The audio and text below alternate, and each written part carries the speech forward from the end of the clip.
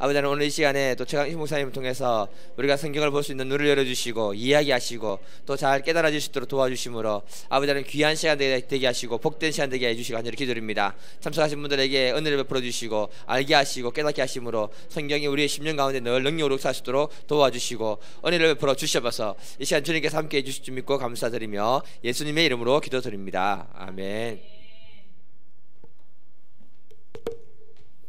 안녕하세요. 예, 벌써 오늘이 마지막 날이네요.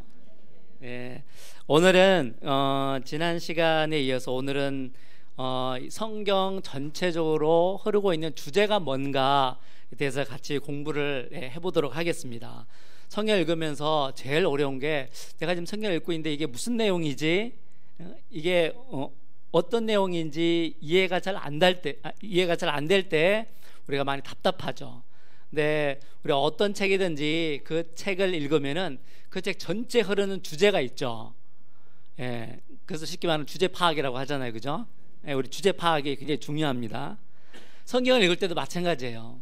성경 전체에 흐르고 있는 주제가 뭔지를 파악을 하면서 읽으면은 성경 읽는 게 아주 쉽습니다. 그래서 오늘은 제가 여러분들과 같이 그럼 이 성경 전체에 흐르고 있는 주제가 뭔가에 대해서 잠깐 생각해 보도록 하겠습니다. 여러분, 우리가 지난 시간에 우리의 소원은 뭐예요?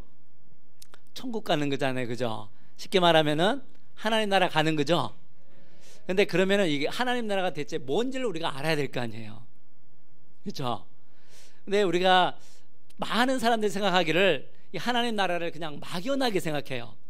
그냥 내가 죽어서 가는 내가 죽어서나 들어갈 수 있는 먼 훗날에 나에게 있을 그런 나라, 혹은 굉장히 좀 추상적이고 우리가 생각하는 그냥 파라다이스 정도로 이렇게 생각하는 분들이 아주 많습니다.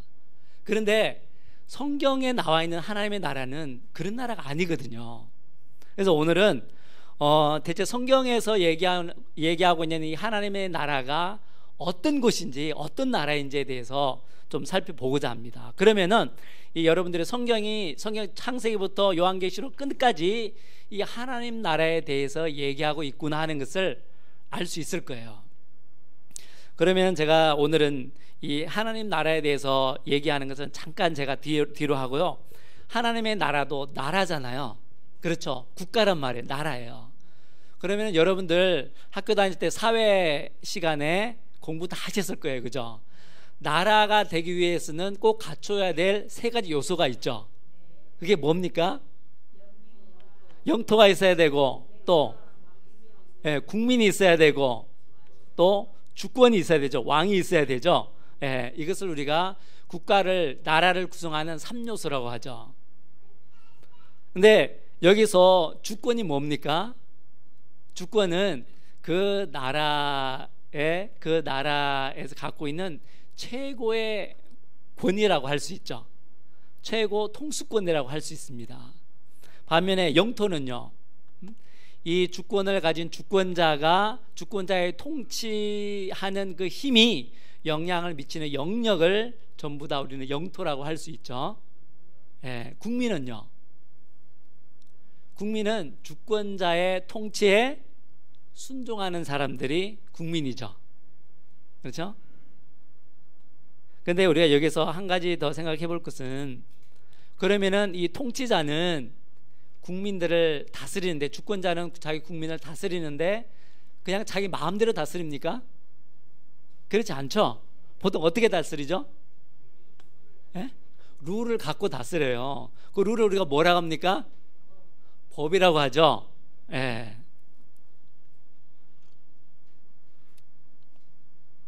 그 통치자는, 주권자는 그냥 다스리는 게 아니고 법이라는 것을 만들어서 국민들을 다스리는데, 그러면 그 법 안에는 통치자의 뭐가 담겨 있겠어요?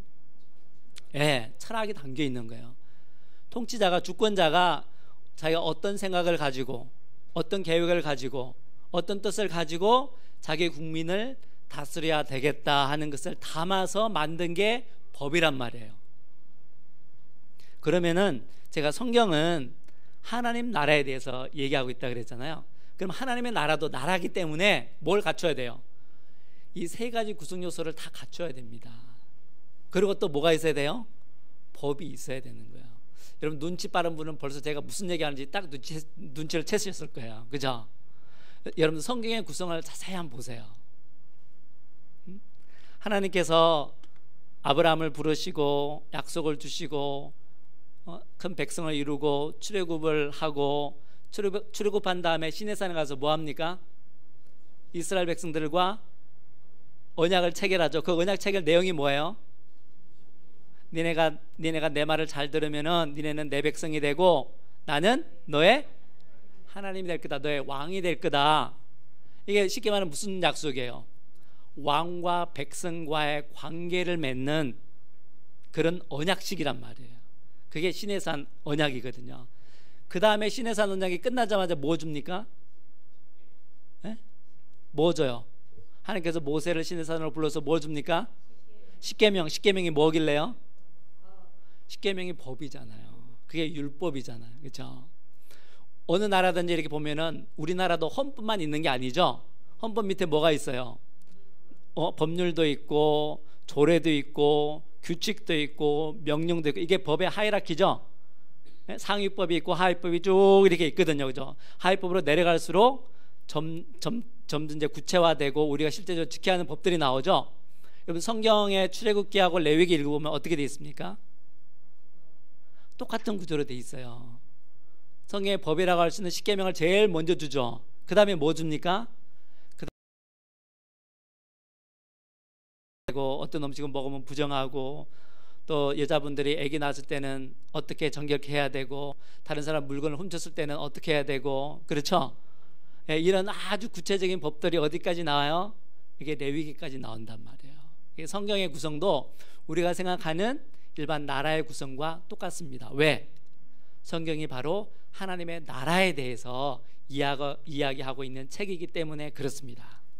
그러면 여기서 이제 이 세 가지 구성 요소를 한번 알아볼 텐데요. 여러분 주권이라 그러면 좀 말이 어렵잖아요. 그렇죠? 주권이 뭡니까? 주권이 뭐죠? 여러분 한자로 주권을 어떻게 쓰죠? 주인 주자에 권리할 때 권자를 쓰죠. 쉽게 말하면 주인의 권리예요. 주권이란 주인의 권리란 말이에요. 제가 이 아파트 한 채를 갖고 있어요. 제가 주인이에요. 그럼 제가 이 아파트 갖고 어떻게 할 수 있어요? 예. 내가 팔 수도 있고, 누구한테 전세를 줄 수도 있고, 전세가 싫으면은 월세를 줄 수도 있고, 또 정말 내 마음에 드는 사람이 있으면은 그냥 줄 수도 있어요. 왜? 내가 주인이니까. 그렇죠? 이게 주권이에요. 쉽게 말하면 주권을 다른 말로 하면은 최종 의사 결정권이라고 할 수 있어요. 내가 이 물건의 주인이다 하면 이 물건에 대한 모든 권한은 나한테 있단 말이에요. 이 물건을 갖고 내가 뭐든지 할 수 있어요. 어떤 의사결정도 최종적으로는 내가 해야 된단 말이에요. 그게 뭐예요? 그게 주권이에요. 자, 여러분 여기서 직장생활 해보신 분들 많이 있으시죠? 지금 직장 다니시는 분도 있을 테고, 직장생활 하시는 분들은 내가 밑에 이제 말단 직원으로 입사를 했어요. 그럼 내가 어떤 일을 하고자 해. 그럼 어떻게 해야 됩니까? 예, 상사의 결재를 받아야 되죠. 예? 그러니까 내 위에는 과장 결재도 받고, 부장 결재도, 팀장 결재도 받고, 더 나가면 임원 결재도 받고, 좀 더 중요한 사안이면 대표이사 사장 결재까지 받고 내가 일을 해야 되죠. 근데 만약에 어떤 사람이 결재도 안 받고 그냥 했어요. 자기 마음대로. 그럼 어떻게 되겠어요? 예? 예, 쫓겨나는 거예요. 저도 이렇게 주중에는 오늘도 제가 출근하고 일을 하고 퇴근한 다음에 여기 이 자리에 왔는데요. 저도 지금 어떤 회사에서 CFO로 일을 하고 있거든요. 그래서 제가 매일 아침에 출근하면 가장 먼저 하는 일이 뭐냐면은 그날 자금 지출돼야 될 내역들이 저한테 쫙 올라와요. 그럼 저는 그걸 쭉 검토한 다음에 누구한테 결제를 올려야 되겠어요? 사장님한테 결제를 올려야죠. 제가 아무리 CFO지만 내 마음대로 결제를 할 수 있어요, 없어요? 내 마음대로 돈 지급하면은 안 되죠. 그러니까 저는 출근하자마자 밑에 사람들이 올리는 거 딱 보고 아, 문제 없구나 해서 오케이 하면은 제가 결제한 다음에 우리 사장님께 결제를 올리죠. 사장님이 결제를 하면은 제가 어떻게 합니까? 그대로 돈을 송금을 해주는 거예요. 근데 만약에 제가 사장님한테 결제 안 올리고 제 마음대로 돈을 썼어요. 그럼 좀 어떻게 되겠어요? 예? 처음에 한두 번은 그냥 참고 넘어가 줄 수도 있겠죠. 아, 얘가 실수했나 보다. 근데 이게 계속 반복되면은 가차없이 자르겠죠. 예, 이게 왜 그래요? 내가 그 회사의 최종 결정권자가 아니기 때문에 그래요. 최종 결정권자가 누구예요? 사장이죠, 사장. 이게 무슨 의미라고? 이게 주권의 의미예요. 그러면은 아까 제가 나라의 구성 요소를 쭉 얘기했는데 하나님의 나라도 마찬가지예요. 하나님의 나라도 나라기 때문에 주권이 있어야 되고요, 국민이 있어야 되고 영토가 있어야 됩니다. 예, 오늘날은 민주주의 국가이기 때문에 주권이 모든 국민들한테 있죠. 국민이 곧 주권자예요, 그죠? 근데 옛날에는 왕정 시대에는 주권이 누구한테 있었습니까? 왕에게 있었잖아요. 그러니까 성경에는 무슨 얘기가 많이 나오겠어요? 왕에 대한 얘기가 그래서 많이 나오는 거예요. 왜? 성경은 주권자가 중요하거든요. 그래서 이 하나님의 나라가 되기 위해서는 먼저 이 주권자가 있어야 돼요. 주권을 갖고 있어야 된단 말이에요. 그 다음에는 이 주권에 복종하는 백성이 있어야 되고, 또 그 백성이 거할 땅이 있어야 되는 거예요. 영토가 있어야 되는 거예요. 그런데 하나님의 나라는 주권이 누구한테 있다는 거예요? 주권이 하나님께 있는 나라가 바로 하나님의 나라예요. 그러니까 이 하나님의 나라는 우리가 생각하는 것처럼 막연하지 않습니다. 추상적이지 않아요. 여러분들 어느 나라에 살고 있어요? 대한민국이 뭐 추상적인 나라예요? 그렇지 않죠? 여러분들 대한민국 국민이죠. 대한민국 국민으로서 주권자한테 복종해야 되죠. 그 복종해야 되는 게 구체적으로 뭐 하는 거예요? 법 지키는 거죠.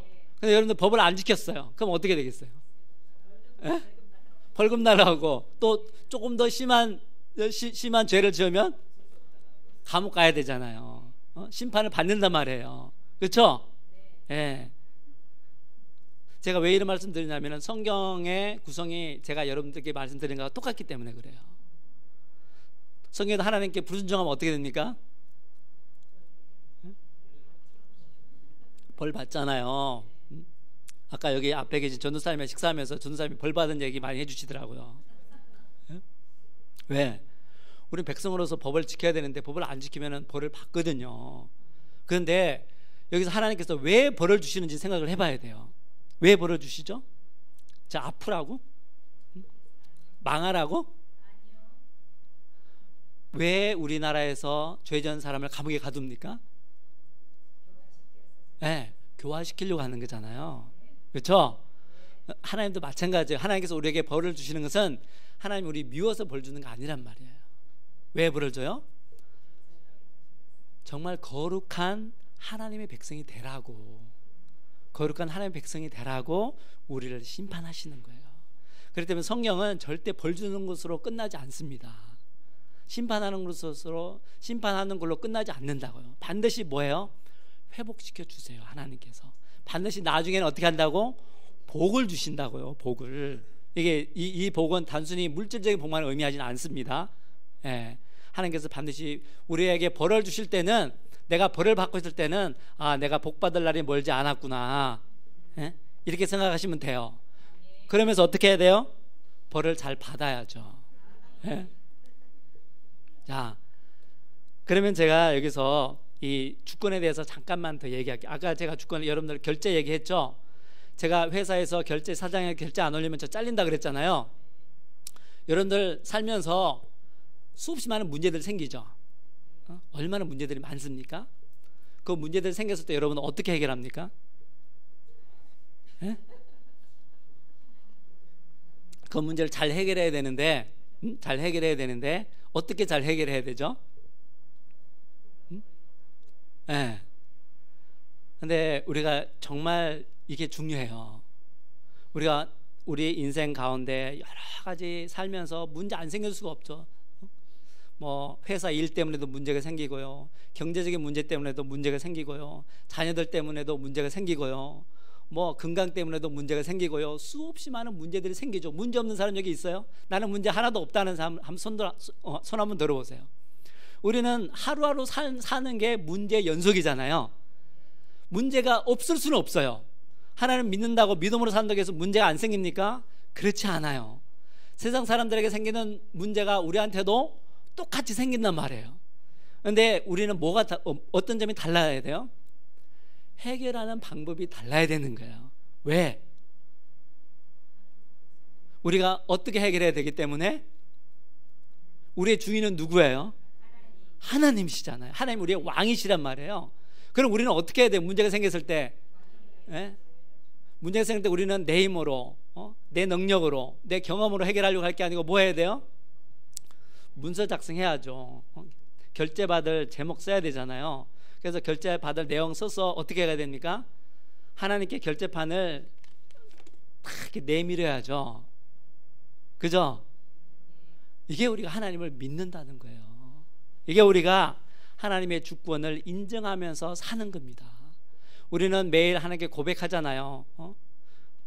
예수 그리스도가 우리의 왕이요 주라고 고백하면서 살잖아요. 근데 입술로는 매일매일 매순간 그렇게 고백을 하는데 실제 우리 삶이 그런지를 좀 돌아볼 필요가 있어요.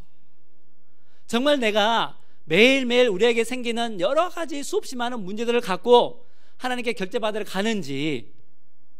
여러분들 결제받으러 갑니까? 안 가고 안 갈 때가 너무 많죠. 안 가고 어떻게 해요? 내가 정결해버릴 때가 너무 많잖아요. 내가 정결해버리잖아요. 근데 나한테 정결권이 있어요? 나는 없단 말이에요. 없는데 내가 정결하면 이건 뭐가 돼요? 전 잘려야죠. 잘려야 돼요. 이거 우리가 정말 간단하게 웃어서 넘길 수 있는 문제지만 심각하게 고민을 해봐야 돼요. 정말 내가 하나님을 왕이라고 입술로 고백하면서 살고 있는데 실제로 내가 정말 하나님을 왕으로 섬기고 있는가, 하나님을 왕으로 인정하면서 살고 있는가, 이것을 날마다 점검해 봐야 돼요. 그래서 우리가 날마다 결제판을 들고 어떻게 해야 돼요? 하나님께 나가야 돼요.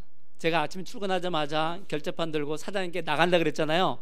그것처럼 우리 신자들은 매일매일도 아니에요. 매 순간순간 하나님께 결제판 들고 나가야 됩니다. 이게 뭐예요? 이게 기도하는 거예요. 기도하는 게 내가 원하는 것을 하나님께 막 떼써서 받아내는, 이게 기도가 아니에요. 내가 정말 원하는 게 있다면은, 나에게 어떤 문제가 있다면은 이것을 정리해서 하나님께 들고 나가는 거예요. 그러고서는 결제는 누가 하는 거예요? 내가 하는 게 아니고 하나님께서 해주시는 거예요. 누구의 뜻에 따라서? 내 뜻이 아니고 하나님의 뜻에 따라서. 그럼 우리는 하나님의 뜻, 하나님께서 결제해 주시는 대로만 행하면 돼요. 하나님께서 결제 안 해주신다고 짜증내거나 불평하거나 할 필요도 없어요. 왜? 하나님께서 결제해 줄 때까지 기다리면 되니까. 안 해주면 또 안 해주는 대로 내가 기다리면 되고. 근데 여기서 한 가지 더 중요한 게 있어요. 오늘 제가 사장님께 결제를 올렸죠. 사장님께 올려서 제가 자금 집행을 했어요.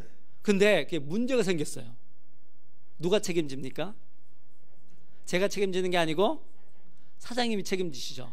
왜? 사장님이 결제를 했기 때문에, 사장님이 최종 의사 결정권자이기 때문에 그런 거예요. 우리도 마찬가지예요.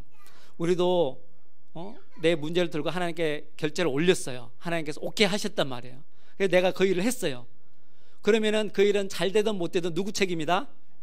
내 책임이 아니고 하나님 책임인 거예요. 그때는 우리가 하나님께 어떻게 할 수 있어요? 따질 수 있는 거예요. 왜? 하나님 결제 받았으니까.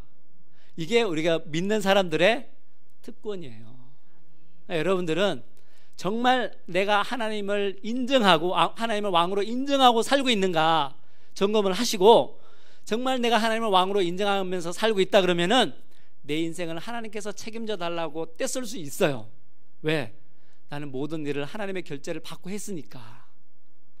그래서 여러분들이 정말 내가 이 하나님을 나의 왕으로 인정하고 섬기고 있는가 매일매일 점검해보는 그런 삶을 살 수 있기를 기도합니다.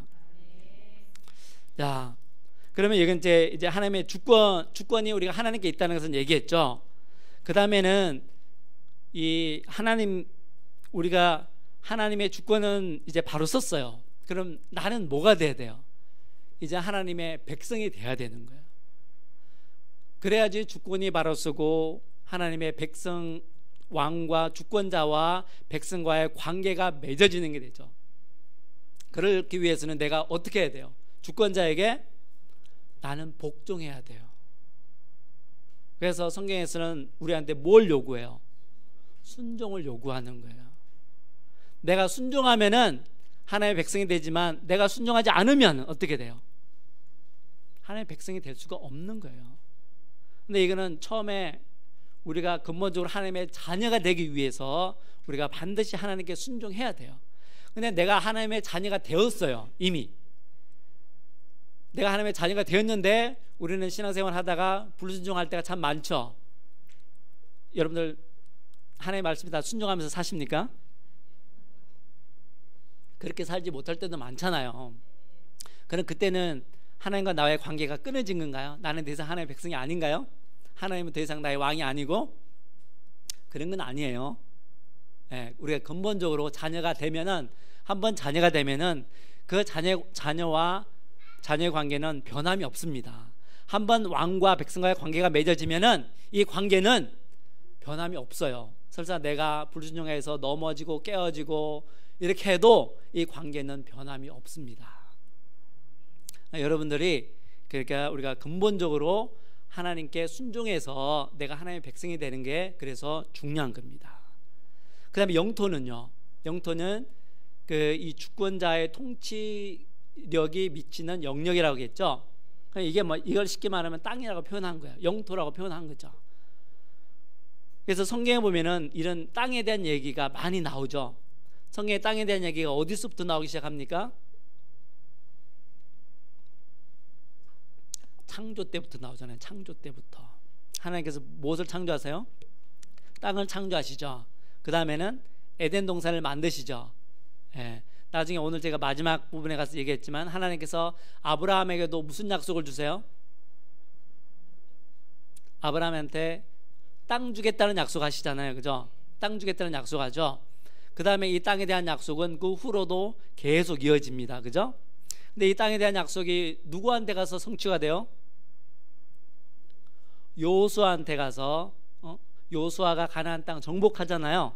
그때 이 땅에 대한 약속이 일부가 성취되죠. 근데 아브라함에게 한 이 땅에 대한 약속은 요수아 때는 부분적으로밖에 성취가 안 돼요. 누구한테 가서 다 성취가 됩니까? 다윗 왕 때 가서 비로소 완전히 성취가 됩니다. 성경에 이렇게 땅에 대한 얘기가 많아요. 왜? 땅이 있어야지 나라가 되기 때문에, 그리고 이 땅을 하나님께서 통치하시기 때문에 우리는 그것을 하나님 나라라고 하는 거예요. 이렇게 하나님의 나라는 아주 실제적이에요. 그런데 우리가 복음서를 읽어보면은 어떤 율법사가 예수님께 나와서 묻죠. 그렇죠? 예수님께 어떻게 예수님께 어떤 질문을 하냐면 하나님의 나라가 어디 있습니까? 이렇게 질문하잖아요. 예수님께서 뭐라고 대답하십니까?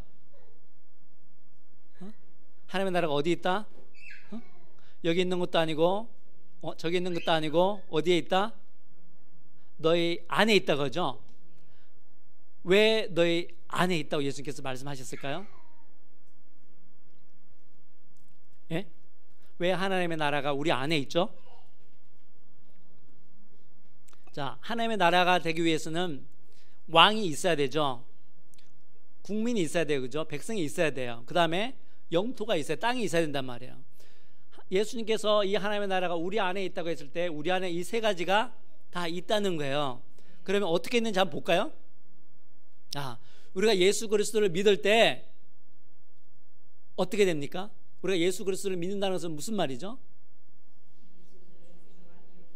예. 그러면 우리가 예수 그리스도를 믿으면은 예수님이 우리에게 왕으로 오시는 거예요. 근데 예수님께서 직접 들어오시지 않고 누가 오세요? 그렇죠. 성령 하나님이 우리 안으로 들어오세요. 뭐로? 우리의 왕으로 오신다는 말이에요. 그러니까 우리가 예수님을 믿는다는 것은 성령 하나님이 우리 안에 이미 들어와 계신다는 거예요. 뭘로? 우리의 왕으로 들어와 계신다는 거예요. 그러면은 우리는 성령 하나님께 어떻게 해야 돼요? 우리를 통치하도록 우리에 대한 통치권을 성령 하나님께 내어드려야 됩니다. 그래서 사도 바울은 뭐라고 얘기해요? 성령을 조차 행하라고 하는 거예요. 우리가 왜 성령을 조차 행해야 돼요? 왜 성령을 좇아야 돼요? 성령이 우리의 왕이시기 때문에 그래요. 우리가 성령을 따라야 되는 거예요. 근데 우리는 어떻게 삽니까? 성령 하나님이 우리 안에 들어와 있는데 우리의 왕으로 들어와 계신 게 아니고 어떻게 해요? 귀찮으니까 어떻게 합니까? 그냥 한쪽 구석에 처박아 놓고 살죠. 그럴 경우 아주 많습니다. 그렇게 한쪽 구석에 처박아 놓고 살다가 어떻게 해요? 정말 다급할 때, 정말 급할 때, 정말 필요할 때는 어떻게 해요? 성령 하나님 제발 좀 도와주세요. 이거는 왕으로 모시는 게 아니고 뭐예요? 종으로 부리는 거죠. 종으로 부리는 거예요. 누가 왕이에요? 내가 왕이요. 내가 왕. 내가 왕이 돼서 성령 하나님을 종으로 부린다고요. 이거는 뭔가가 잘못됐죠. 우리는 어떻게 살아야 돼요? 우리는 성령 하나님을 왕으로 섬기고 성령 하나님을 좇아서 우리는 살아야 되는 거예요. 이게 뭐다? 이게 신앙생활이에요. 이게 하나님을 믿는다는 거예요. 우리 신앙생활은 절대 막연하거나 추상적이지 않아요. 아주 구체적이고 아주 실제적이에요. 우리 안에 들어와 계신 이 성령 하나님을 우리의 왕으로 섬기고 이 성령 하나님을 좇아서 살면은 그게 믿음으로 사는 거예요. 네. 자, 그럼 이제 왕 대신 성령 하나님이 우리 안에 계시죠. 왕은 주권자는 이미 이제 주권자는 계셔요. 그럼 이제 뭐가 필요해요? 백성이 필요하죠. 백성은 누구예요? 내가 백성이 되는 거예요. 내가 백성이 되는 거예요. 왜? 내가 이 성령 하나님께 순종하면서 살아야 되니까. 그러면 내가 이 성령 하나님의 백성이 되는 거예요. 자, 그럼 왕도 생겼고 백성도 생겼죠. 그 다음에 뭐가 있어야 돼요? 땅이 있어야 돼요. 땅은 어디 있어요? 네, 내 마음이 땅이에요. 내 마음이. 구약시대 땅은 뭐예요?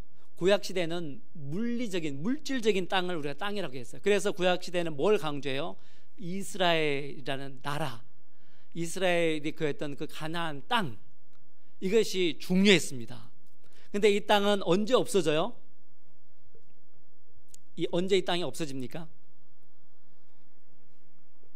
BC 586년에 남유다가 멸망하면서 이스라엘 땅이라는 가나안 땅이라는 물리적인 용토는 이미 어떻게 돼요? 그 의미를 상실하게 돼요. 이제 이 땅은 이스라엘이 차지 못한다고요.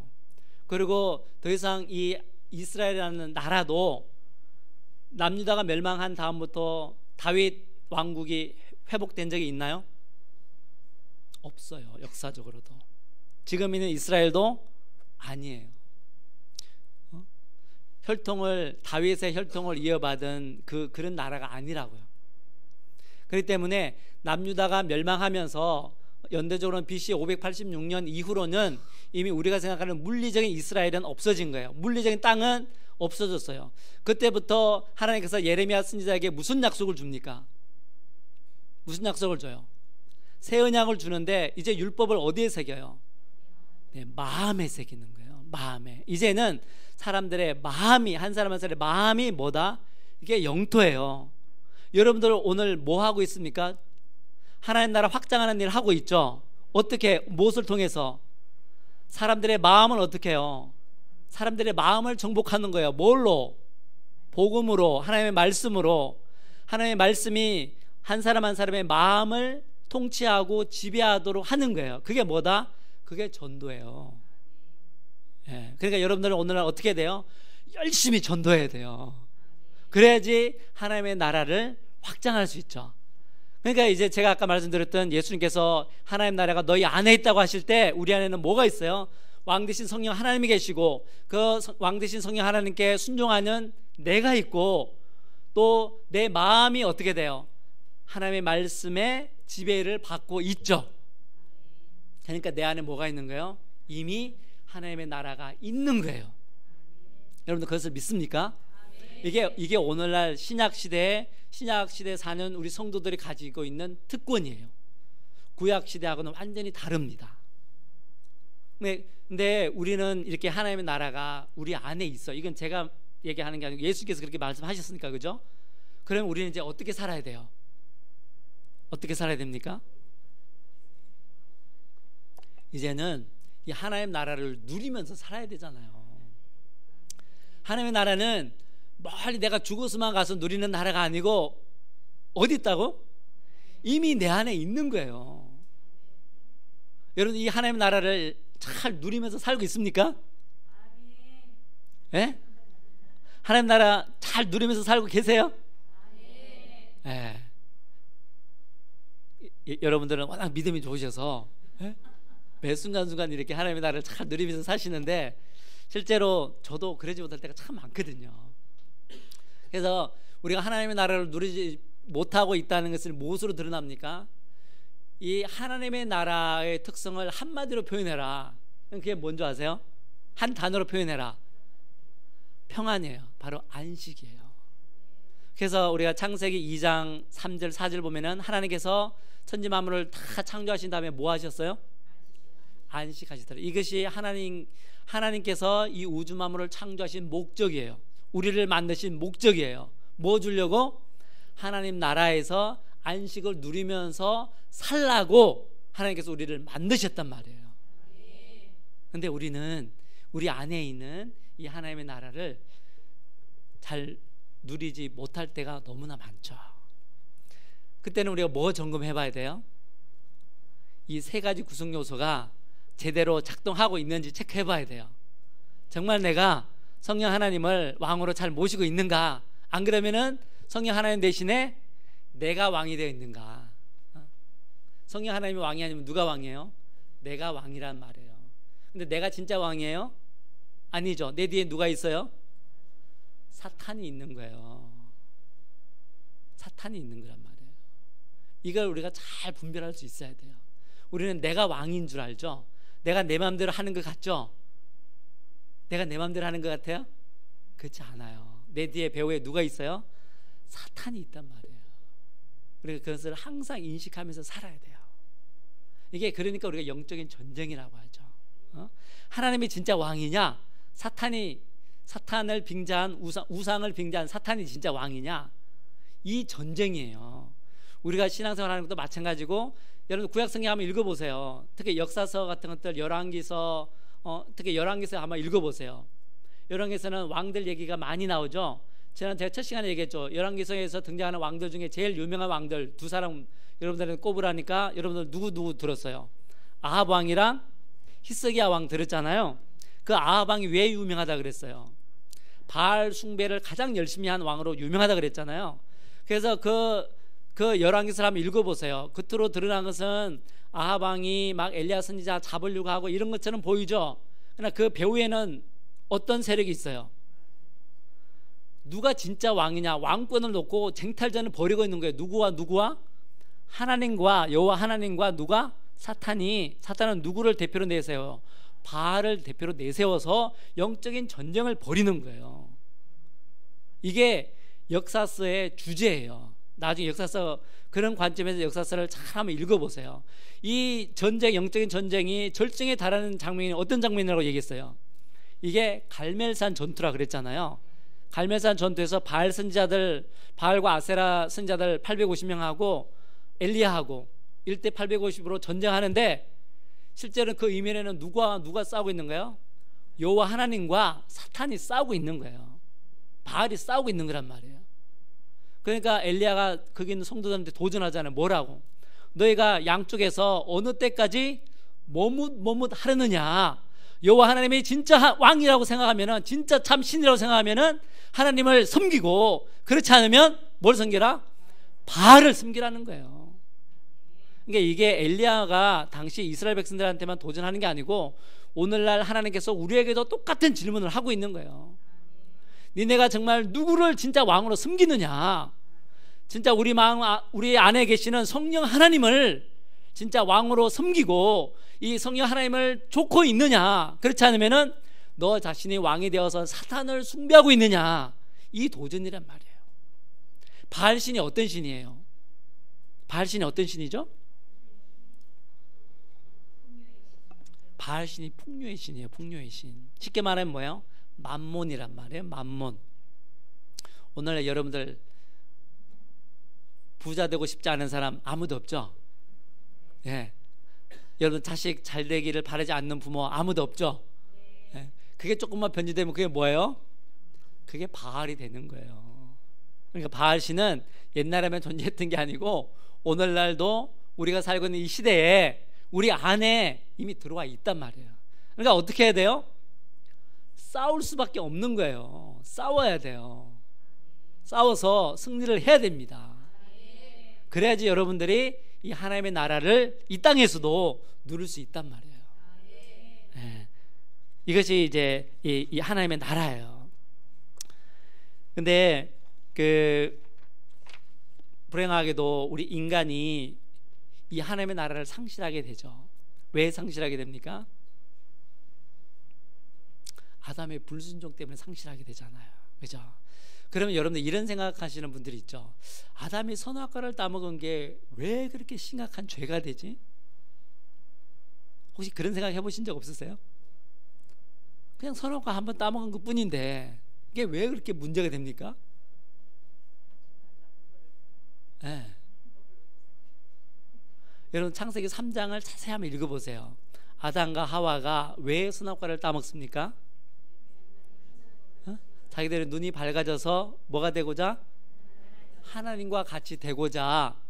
아담이 하나님과 같이 된다는 말은 무슨 말이에요? 지금 누가 왕이에요? 하나님이 왕이에요. 근데 아담이 자기가 왕이 되려고 해요. 이게 뭐죠? 하나님의 주권에 도전하는 거예요. 하나님의 왕위를 자기가 뺏으려고 하는 거죠. 이게 뭐라고 그래요? 이게 무슨 죄예요 이게? 역모예요. 역모. 역적죄란 말이에요. 반역죄예요. 여러분들 반역죄를 용서해 줄 수 있습니까? 조선시대 때 우리 조선시대 때 반역죄 어떻게 다스렸어요? 삼족을 멸했잖아요. 자기 친족, 처족, 외족, 삼족을 다 멸하는 게 이게 뭐야? 이게 역적이란 말이에요. 이거는 그냥 귀양 보내는 정도로 끝나는 게 아니에요. 단순히 감옥 보내는 정도로 끝나는 게 아니란 말이에요. 아담이 범한 죄는 바로 이 역적죄예요. 반역죄란 말이에요. 그러니까 하나님께서 살려줄 수 있어요? 없죠. 그러니까 어떻게 돼요? 정령 죽으리라는 거예요. 근데 하나님은 정령 죽으리라 하셨는데 또 어떻게 하세요? 정말 이 반역죄, 역적은 절대 용서해주면 안 되는데 하나님은 그래도 자기한테 반발하고 자기 왕위를 노리는 이 아담까지도 하나님께서 어떻게 하세요? 용서해 주잖아요. 이 하나님의 사랑이 얼마나 큰지 여기서부터 드러나는 거예요. 역적도 사랑을 우리 예수님께서 뭐라고 했어요? 원수까지도 사랑하라고 했는데 이 원수 정도가 아니에요. 그죠? 자기한테 반역하는 역적도 사랑해야 되는 게 이게 하나님께서 우리에게 주시는 메시지예요. 하나님께서 우리를 그만큼 사랑하신단 말이에요. 여러분들이 그 사랑을 깊이 이렇게 아셔야 돼요. 그래서 이 아담의 불순종 때문에 이 하나님 나라를 상실했어요. 상실하자마자 창세기 3장 15절에 여자의 후손을 통해서 회복시켜 주실 것을 약속하시죠. 그 다음에 하나님께서 아브라함을 부르셔서 아브라함한테 약속을 하시죠. 아브라함한테 세 가지 약속을 하거든요. 그 세 가지 약속 뭔지 혹시 기억나세요? 내 이름을 창대케 하리라. 또 그 전에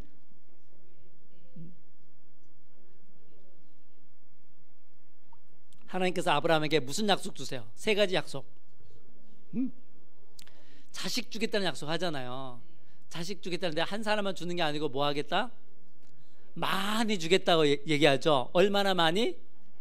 하늘의 무별같이 바닷가의 모래같이 많이 주시겠다고 약속하세요. 이거는 뭐에 대한 약속이에요? 백성을 만들어 주겠다는 약속이에요. 그죠? 그 다음에 또 무슨 약속이에요?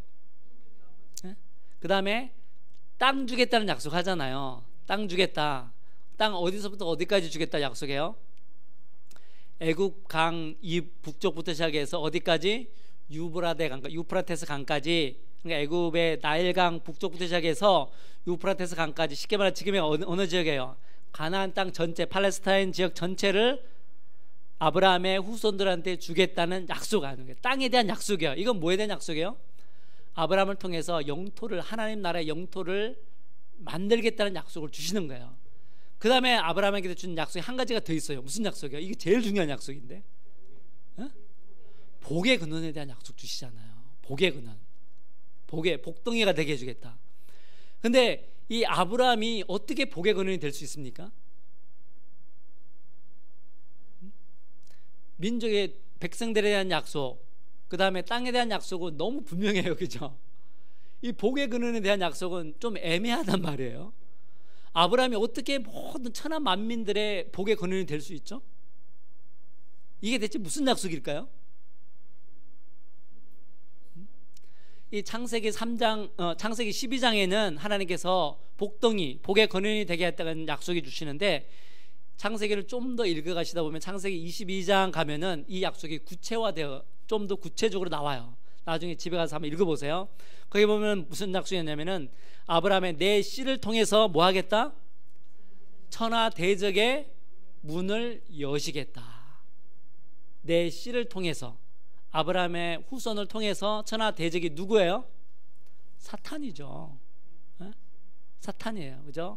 아까 우리 창세기 3장 15절에 여자의 후손 얘기했죠. 여자의 후손이 뭘로 바뀌어서 이제는 아브라함의 씨로 바뀐 거예요. 후손이나 씨는 똑같은 말이에요. 똑같은 단어란 말이에요. 그렇죠? 그러니까 아브라함의 씨를 통해서 천하 대적의 문을 여시겠다. 이게 무슨 약속인 것 같으세요? 메시아에 대한 약속이에요. 바로 예수님에 대한 약속이란 말이에요. 그래서 아브라함의, 그래서 이게 우리는 뭐라 그래? 이것을 복음이라고 하는 거예요. 복된 소식이죠. 그래서 예수님으로 말미암아서 아브라함이 어떻게 되는 거예요? 복의 근원이 되는 거예요. 그러니까 아브라함에게 주신 약속이 세 가지를 한번 모아보세요. 하나님께서 아브라함을 통해서 뭐 하겠다는 약속이에요? 하나님의 나라를 회복시키겠다는 약속을 아브라함에게 주신 거예요. 그러면은 이 하나님께서 아브라함에게 주신 이 약속, 하나님의 나라를 회복시키겠다는 이 약속이 우리와는 무슨 상관이 있죠? 우리와 무슨 상관이 있어요? 여기 앉아있는 여러분들하고 무슨 상관이 있죠?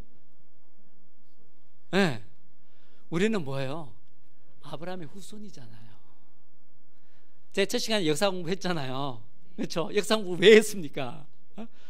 우리 역사 공부한 이유가 여기 있는 거예요. 우리는 역사적으로 봤을 때 뭐다? 아브라함의 후손이에요. 후손은 뭐가 후손이에요? 우리 할아버지가, 우리 아버지가 억만장자예요. 그러면은 내가 아들이에요. 손자예요. 그럼 나한테 어떤 권리가 있어요? 상속권이 있잖아요. 상속권. 그렇죠? 그럼 우리가 아브라함의 후손이라 그러면 우리한테 무슨 권리가 있어요? 아브라함이 가졌던 모든 약속을 유산으로 물려받는 권한이 우리한테 있다는 거예요. 그러면은 하나님께서 아브라함에게 주신 이 하나님 나라 회복에 대한 이 약속은 우리한테도 어떻다는 거예요? 우리한테도 유효하다는 거예요. 여러분들이 이 의식을 갖고 있어야 됩니다. 내가 누구냐? 내가 아브라함의 후손이다. 그냥 입술만 고백하면 안 돼요. 그것이 얼마나 엄청난 의미를 가지고 있는지 여러분들이 그것을 깨달으셔야 돼요. 그리고 그것을 내가 받아들이셔야 돼요. 그럼 이 하나님의 나라 회복이 누구 손에 달려있다는 거예요? 내 손에 달려있다는 거예요. 우리 교회에게 이 사명이 주어져 있다는 거예요. 이것을 뭐 사도행전이나 복음서에서 예수님께서 뭐라고 해요? 땅끝까지 이르러 내 증인이 되라, 이렇게 약속하신 거죠. 이것을 다른 말로 표현한 것 뿐이에요. 쉽게 말하면 아브라함에게 주신 이 하나님 나라 회복의 이 사명이 오늘날 우리에게 주어져 있다는 거예요. 바로 나에게 주어져 있다는 거예요. 여러분 아브라함 존경하시죠? 유명 인사잖아요. 그렇죠? 위대한 사람이잖아요. 그럼 여러분도 마찬가지라는 거예요. 여러분도 아브라함과 같이 위대한 인물이에요. 어떤 면에서? 하나님 나라에서, 하나님 나라 역사에서 여러분 한 사람 한 사람을 통해서 하나님 나라의 역사가 이루어져 나가는 거예요. 우리는 그냥 보통 사람들이 아니라고요. 정말 아브라함의 후손으로서 하나님의 나라를 회복하는 주역으로서 자부심을 가져야 되는 거예요. 여러분들 그 자부심을 갖고 있습니까? 네. 우리가 교회에 나가서 청소할 때나 길거리에 나가서 한 사람에게 전도할 때 이 생각을 갖고 전해야 돼요. 복음을. 사람들한테 때로는 무시받을 때도 있고, 때로는 싫은 소리 들을 때도 있고, 때로는 자기 자신이 너무나 초라해 보일 때도 있고, 너무나 비참해 보일 때도 있지만, 그러나 우리는 그런 존재가 아니라는 거예요. 우리는 아브라함의 후손으로서 지금 이 순간에, 이 시대에 이 하나님의 나라를 회복시키는 그런 사명을 물려받은 그런 상속자들이란 말이에요. 여러분들이 그런 믿음을 갖고 살 수 있기를 기도합니다. 그래서 제가 오늘 강의하는 내용은 이까지인데요. 여러분들이 사실 시간만 있으면 좀 더 많이 강의를 해드리고 싶은데, 오늘까지 강의한 게 제가 하는 성경 강의의 딱 서론이에요. 지금 오늘까지 서론 공부한 거거든요. 그러니까 여러분들이 서론만 갖고도 여러분들이 성경을 읽으면서 좀 생각을 해보시기 바랍니다. 성경 읽을 때 오늘 제가 3가지 얘기했잖아요. 왕에 대한 이야기, 그 다음에 백성에 대한 이야기, 그 다음에 영토에 대한, 땅에 대한 이야기. 이 내용이 성경에 곳곳에 다 적혀 있습니다. 성경 읽을 때 이 내용은 이 3가지 중에서 어디에 해당하는 내용인지 한번 체크해 보세요. 혹시 다음 페이지 잠깐 넘겨주실래요? 자, 제가 한 5분만, 지금 시간이 딱 5분 남았거든요. 5분만 제가 성경 전권을 한번 요약을 해드릴게요. 제가 하나님의 나라에 대해서 성경에 다 기록하고 있다 그랬잖아요. 그럼 구체적으로 어떻게 성경 전체가 하나님 나라에 대해서 얘기하고 있는지 잠깐 설명을 드릴게요. 모세오경은 창세기, 출애굽기, 레위기, 민수기, 신명기를 우리가 모세오경이라고 합니다. 이 모세오경은 우리가 잘 아는 창세기는 하나님 나라 창조 얘기가 나오죠. 그 다음에 하나님 나라 상실에 대한 얘기가 나옵니다. 그 다음에 창세기 3장 15절부터 아브라함에게까지 이 하나님 나라 회복에 대한 얘기가 나오죠. 그 다음에는 아브라함한테 이삭을 주고, 그 다음에 야곱, 요셉 그 12지파를 형성하면서 하나님 나라의 백성을 이 하나님 나라 회복을 준비하는 그런 내용들이 창세기 끝까지 나오죠. 족장들 얘기까지 나오죠. 근데 그 다음에는 이제 출애굽기로 넘어가요. 출애굽기 넘어가면은 어떻게 됐습니까? 이스라엘 후손들 히브리인들이 자식들을 너무 잘났잖아요. 그죠? 그래서 이미 어떻게 됐어요? 큰 민족을 이루게 돼요. 어느 정도? 한 200만 명 정도. 20세 이상 전쟁을 할 수 있는 사람 한 60만 명이 넘게 이렇게 돼요. 그래서 민족을 이루었죠. 근데 이 출애굽기에 있는, 이 출애굽기 앞부분에 있는 이 민족은 큰 민족을 이뤘는데 신분이 뭡니까? 노예. 누구의 노예? 바로의 노예. 하나님의 백성이 아니고 바로의 백성이란 말이에요. 바로의 백성도 아니고 바로의 종이죠. 바로의 노예죠. 그래서 하나님께서 어떻게 합니까? 출애굽시켰다는 것은 무슨 말이에요? 애굽에서 종되었던 이스라엘 백성을 해방시켜서 뭘로 만들었다? 하나님의 백성으로 만든 거예요. 그죠? 이제 하나님의 백성이 형성이 됐어요. 그래서 하나님의 백성 만든 다음에 시내산에 와서 율법을 주죠. 그러니까 우리가 여기서 한 가지 우리가 더 얘기해 볼 수 있는 게 율법의 목적이 뭐냐, 이것에 대해서 여기서 우리가 잠깐 생각해 볼 수 있어요. 율법을 하나님께서 언제 주셨습니까? 율법을 잘 지켜서 하나님의 백성이 되라고 주셨나요? 안 그러면은 이미 하나님의 백성이 된 이스라엘 백성들에게 하나님을 닮아서 거룩한 백성이 되라고 주셨나요? 예, 이미 하나님의 백성이 된 이스라엘에게 준 게 율법이에요. 그럼 우리가 어떻게 하나님의 백성이 될 수 있습니까? 하나님의 백성은 은혜로 되는 거예요. 은혜로 하나님의 백성이 된다면 우리는 이제 뭐 해야 돼요? 율법을 잘 지켜야 돼요. 이게 율법의 목적이에요. 이거 거꾸로 생각하면은 이단에 빠지는 거예요. 그런데 요즘 많습니다. 그래서 뭐 14만 4천 명 안에 들기 위해서 율법을 열심히 지켜야 되고, 헌금도 많이 해야 되고, 전도도 열심히 해야 되고, 그래서 자기 레벨을 끌어올려야지 된다고 얘기하는 그런 이단들이 많이 있죠. 그런데 속으면 안 됩니다. 왜? 율법은 뭐라고 준 거다? 율법을 잘 지켜서 구원받으라고 준 게 아니고, 구원받은 하나님의 백성에게 거룩한 하나님의 백성이 되라고 준 게 율법이다. 예. 자, 그렇게 해서 율법을 주고, 그 다음부터는 이제 출애굽기 20장부터는 그 하위 법들을 쭉 주는 거예요. 어디까지? 레위기까지. 그 다음에 레위기가 끝나면은 이제 율법을 다 주고 난 다음에 하나님께서 복과 저주하죠. 니네들이 율법을 잘 지키면 하나님께서 뭐 하겠다? 복을 주겠다. 안 지키면은 저주하겠다.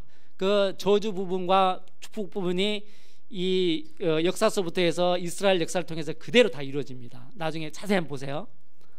예, 그렇게 해서 이제 율법 주는 것으로 끝나고 그 다음에는 민수기가 이어지죠. 민수기는 이제 율법을 줬죠. 그 다음에 이제 백성들이 이제 어떻게 됩니까? 하나님이 왕이 되셨고 이스라엘은 뭐가 됐어요? 하나님의 백성이 됐고 그 다음에 이제 뭐가 필요해요? 땅이 필요하죠. 그럼 이제 어디로 가야 돼요? 약속의 땅, 가나안 땅으로 가야 되는 거예요. 그게 뭐예요? 민수기예요. 그렇죠? 근데 민수기 때 하나님의 가나안 땅으로 가려고 하는데 어떻게 돼요? 성공해요? 실패해요? 실패하죠. 왜? 불순종했으니까. 하나님을 원망하고 불평하고 불순종해서 실패하죠. 불순종하게 했으면은 이거 어떻게 돼요? 하나님과의 관계가 금이 간 거예요. 그죠? 금이 갔으니까 하나님과의 관계가 금이 간 상태에서 가나안 땅에 들어가는 게 의미가 있어요? 없어요? 땅 차지해봐야지 아무 소용 없어요. 그러니까 그 사람들 어떻게 돼요? 죽을 때까지 광야에서 훈련 받는 거예요. 그 다음에 1세대들 다 죽고 난 다음에 2세대들을 데리고 가나안 땅에 들어가죠. 여호수아가 그래서 가나안 정복 전쟁을 시작하는 거예요. 그죠? 그러니까 여기까지 보면은 그 다음에 이제 신명기는 창세기부터 민수기까지의 반복이에요. 왜? 신명기는 모세의 유언이거든요. 모세의 유언이에요. 모세의 유언을 3편의 설교로 담아놓은 게 신명기란 말이에요. 그러니까 창세기부터 민수기까지를 엑기스만 요약해 놓은 게 신명기예요. 그러니까 신명기는 다시 공부 안 해도 돼요. 앞부분만 열심히 공부했으면. 자, 그러면 그렇게 해서 모세오경이 끝나요. 역사서는 이제 여호수아서부터 시작돼요. 이제 땅을 차지하는 것부터 시작하죠. 사사기도 마찬가지예요. 땅을 지키려고 하고 땅을 더 정복하려고 하는 얘기로 시작돼요. 그래서 이 역사서 앞부분은 땅에 대한 이야기가 나오고 뒷부분에 가면은 무슨 얘기가 나와요? 이제부터는 땅 차지했잖아요. 이제 그럼 이제 무슨 얘기 나와야 돼요? 이제는 다시 왕에 대한 얘기가 나와야 되는 거예요. 왜? 그래서 역사서 보면 다 누구 얘기예요? 다 왕 이야기잖아요. 근데 왕 이야기 중간에 뭐가 나와요? 백성들이 왕의 말을 잘 듣나 안 듣나 그 얘기 나오죠. 예? 그래서 이게 누가 진짜 왕인가? 아까 얘기했죠. 바알이 진짜 왕이냐, 여호와 하나님이 진짜 왕이냐, 왕위 쟁탈전을 벌이는 게 이게 역사서예요. 이거는 끝까지 돼요. 그 다음에 에스라서, 느헤미야서. 근데 왕의 말을 잘 안 듣잖아요. 그러니까 왕이 어떻게 해야 돼요? 심판의 벌을 내려야 되잖아요. 벌 내리는 게 뭐예요? 나라를 멸망시키는 거예요. 나라가 망하고 난 다음에 다시 어떻게 돼서 이스라엘 백성들이 애굽에서 종노릇 했듯이 이제는 바벨론으로 포로로 잡혀가서 또 종노릇 하게 된 거예요. 그러다 하나님께서 70년만 종노릇 하면 다시 돌려보내주겠다고 했죠. 그래서 돌아오고 난 다음에 그 다음에 뭐예요? 에스라, 느헤미야, 에스더가 연결되는 거예요. 근데 에스라스는 뭐가 나와요? 에스라스는 성전 재건하는 거, 성전 건축하는 얘기 나와요. 성전을 왜 건축해야 돼요? 성전이 뭐길래? 성전이 뭐예요? 이스라엘이 망하면서 하나님도 떠나고 성전도 다 회파됐죠. 왕이 떠났어요. 왕이 백성들을 버렸어요. 백성도 없어졌죠. 왕도 떠났어요. 그러면 하나님 나라가 무너진 거예요. 예루살렘은 다 황폐화됐잖아요. 이제는 다시 회복해야 되니까 뭐부터 회복해야 돼요? 성전부터 회복해야 돼요. 왜? 왕이 돌아오셔야 되니까. 왕이신 하나님께서 돌아오셔야 되니까 성전을 세워야죠. 그렇죠? 그래서 성전을 세웠어요. 그 다음에는 뭐 해야 돼요? 백성들이 돌아와야 되잖아요. 하나님께로. 그래서 백성들이 성전에 와서 뭐해요? 제사 지내죠. 근데 이제 백성들을 하나님께서 다스려야 되는데 뭘로 다스려요? 율법으로. 그래서 에스라가 뭐 합니까? 율법 교육 하는 거잖아요. 율법 교육. 그죠? 예. 그래서 이것을 다 종합하면 무슨 얘기예요? 하나님의 나라를 다시 회복한다는 얘기가 에스라, 느헤미야에 담겨 있는 거예요. 예. 그러니까 역사서는 끝나고요. 근데 시가서는 이 하나님의 백성들이 어떻게 살면은 행복한 삶을 살 수 있는가 하는 얘기예요. 하나님의 백성들에 대한 얘기란 말이에요. 그 다음에 선지서는 이 진짜 왕이신 여호와 하나님을 거역한 하나님의 백성들을 심판하는 하나님에 대한 얘기예요. 근데 심판으로 끝나는 게 아니고 무슨 얘기다? 다시 회복에 대한 약속을 주는 내용이 선지서예요. 그리고 하나님께서 회복시키겠다고 메시아를 진짜 왕을 보내주겠다고 약속을 하시죠. 그것으로서 선지서는 끝이 납니다. 그럼 복음서는요? 복음서는 이제 누가 오셨어요? 예수님이 오셨어요. 뭘로? 왕으로. 예수님께서 왕으로 오신 거예요. 그래서 마태복음 1장 1절이 뭘로 시작한다고 그랬어요? 아브라함과 다윗의 자손 예수 그리스도의 세계라. 예수 그리스도가 하나님께서 약속하신 왕으로 오셨다는 것을 얘기하는 거예요. 왕이 오셨으니까 뭐가 됐겠어요? 하나님의 나라가 이루어진 거예요. 이미 성취가 된 거예요. 복음서 읽어보세요. 예수님께서 하나님의 나라가 올 것이라고 얘기했어요? 하나님의 나라가 이미 왔다고 얘기했어요? 왕이신 예수님께서 이 땅에 오심으로써 하나님의 나라는 이미 임하셨어요. 왜? 왕이신 예수님께서 오시고 또 백성은 누가 백성이에요? 이 예수님을 따르는 제자들이 하나님의 백성이죠. 또 뭐가 되었어요? 이제 영토는 그 제자들의 마음이 영토라 그랬어요. 그죠? 그럼 법은요? 법은 신약성경에 법은 어디 있어요? 법이 어디 있어요? 신약성경의 율법, 법이 어디 있죠? 산상수훈이잖아요. 산상수훈은 예수님께서 율법을 더 한 단계 업그레이드 시킨 게 산상수훈이에요. 그래요, 안 그래요? 구약의 율법은 우리 인간의 행위만 제약했지만 산상수훈은 뭐예요?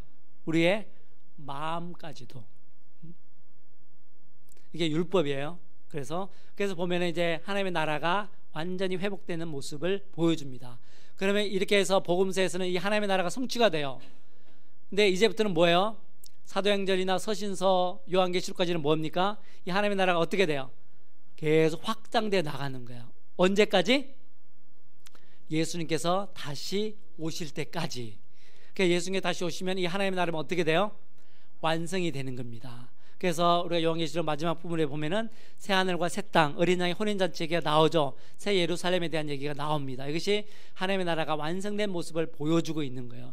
나중에 우리가 변화되어서 새 예루살렘처럼 영광스러운 모습으로 변화된단 말이에요. 우리 교회가, 내가. 우리는 그런 소망을 갖고 사는 겁니다. 그래서 여기서 보시면 아시다시피 이 성경은 전체적으로 이 하나님 나라에 대한 이야기를 쓰고 있는 역사책이다 하는 것을 염두에 두시고 성경을 많이 읽으시기 바랍니다. 예, 이상으로 마치도록 하겠습니다. 감사합니다. 예, 감사합니다. 세 가지 뭐라고요? 하나님 나라에? 예, 그것만 잘 이해하시면 됩니다. 우리 같이 기도하실 때 하나님 정말 우리 심령에 하나님 나라가 이루어질 수 있도록 기도해 주시고요. 또 이 교회가 하나님 나라를 확장하는 교회로 쓰임 받을 수 있도록 기도해 주시고, 우리 최강식 목사님 또 강의해 주셔서 감사한데 하나님 귀하게 쓰임 받을 수 있도록 같이 한번 기도해 주시면 감사하겠습니다. 같이 기도하겠습니다. 주여